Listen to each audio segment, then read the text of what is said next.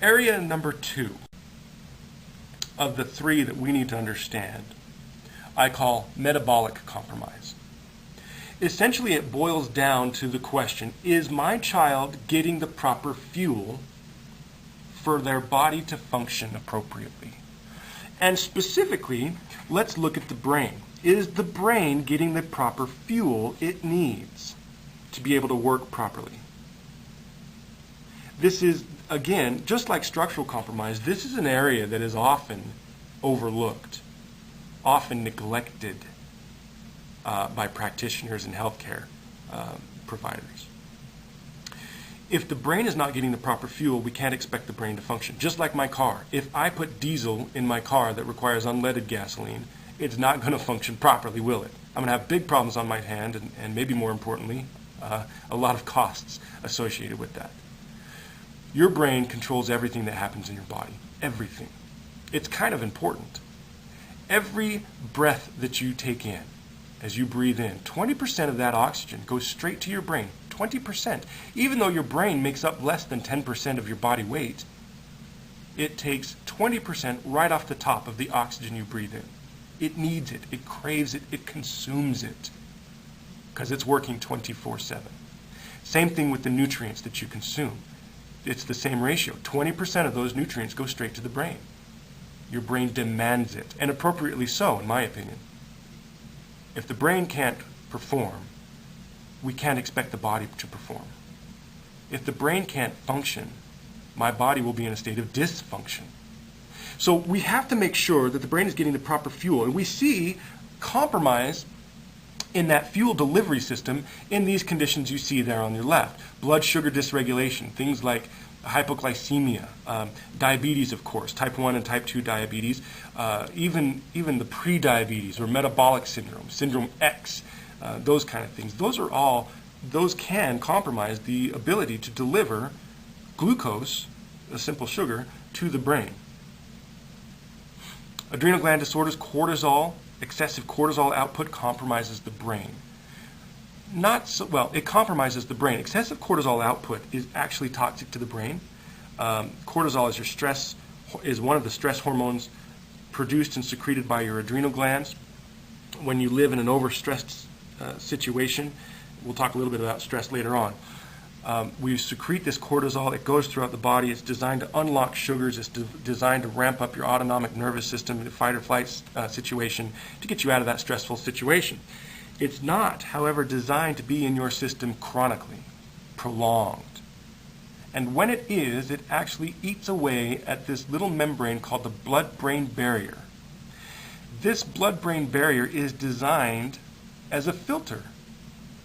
It surrounds your brain. It's designed as a filter to get only the good stuff from the blood into the brain and leave all the not so good stuff, or leave all the unnecessaries, maybe that's what we should call it, the unnecessaries in the blood. Now, with chronic cortisol secretion, chronic cortisol production in a stressed environment, that cortisol breaks down the blood-brain barrier, and then we see the brain start to absorb things that it's not supposed to absorb, things that are toxic to it, and that compromises brain function. This is well researched and well studied. We'll come back to stress in a little bit. Fatty acid imbalances. We hear a lot about fish oils and omega-3s and omega-6s, omega-9s, omega-12s, and so on and so forth. We have to have the right ratios of fatty acids. Some of them you can make in your body, and it's not a problem at all. The 9s, the 12s, some of the 6s, you can make in your body. The 3s, the omega-3s, you can't. You have to get them from your diet. And so when we are getting those from our diet, we see compromise. We see problems with that. Your fatty acids, your brain is 50% fat, and we use these fatty acids to build the brain. These are building blocks, the Legos of the brain. If we want our brain to be proper, if we want it if we want it to change, for example, we got to have the right fatty acids. Other things, immune system dysregulation. If they have autoimmune problems, if they have if they were exposed to certain meningitis, for example, if they've had viral infections, for example, even some like Lyme's disease, for example, among other things, we want to know that because there may be neurological compromise because of that. Thyroid conditions, neurotransmitter problems. We're going to come back to this in a little bit. We're going to talk about neurotransmitters in a little bit. Neurotransmitters are chemicals used inside the brain for the communication process.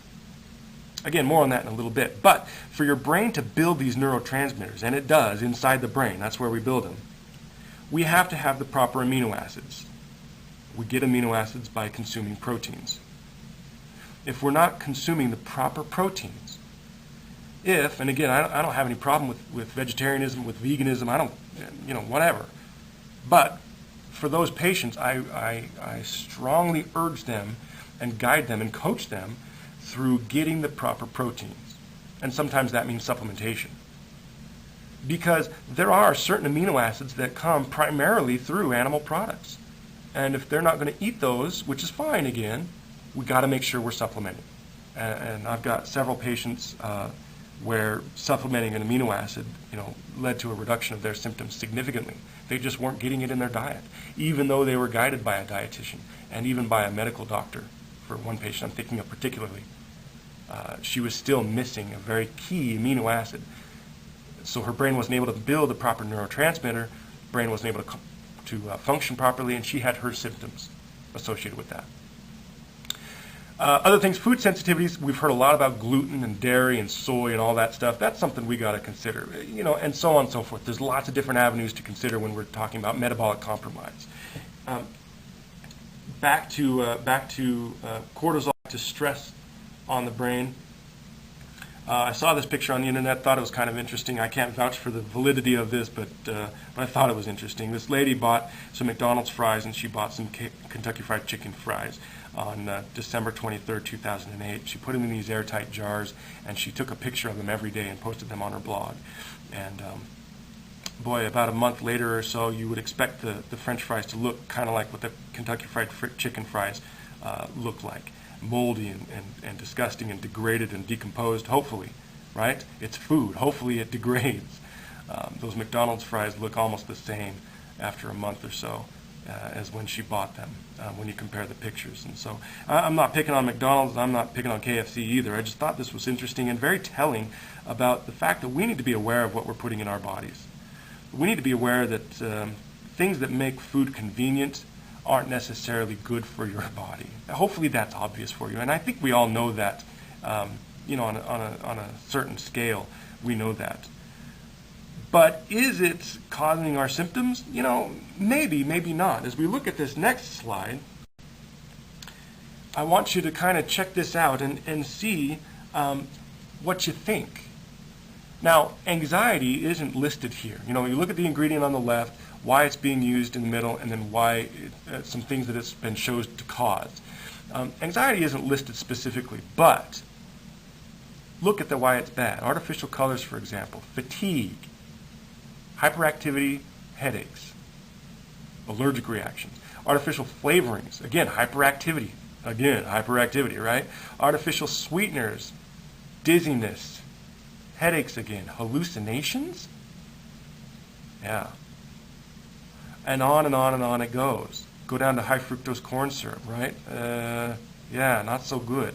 MSG. Burning sensations, right? Problems with sensory integration. Our brain's not understanding what signals are being sent. Difficulty breathing.